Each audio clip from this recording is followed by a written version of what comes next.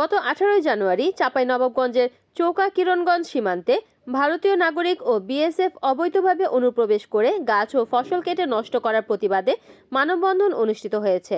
বুধবার বিকেলে শিবগঞ্জ উপজেলার কিরণগঞ্জ সীমান্তের কালীগঞ্জ ত্রিমোহনী বাজারে এই মানববন্ধনের আয়োজন করে স্থানীয় জনসাধারণ। মানববন্ধনে বক্তারা ভারতীয় আগ্রাসন প্রতিরোধে সারা দেশের সকল সীমান্তবাসীকে প্রস্তুত থাকার আহ্বান জানান। এ সময় বক্তারা বলেন, গত 6 থেকে 8 জানুয়ারি চাঁপাইনবাবগঞ্জের চৌকা সীমান্তে আন্তর্জাতিক আইন অমান্য করে ভারতীয় সীমান্তরক্ষী বাহিনী বিএসএফ কাঁটাতারের বেড়া নির্মাণের চেষ্টা করে।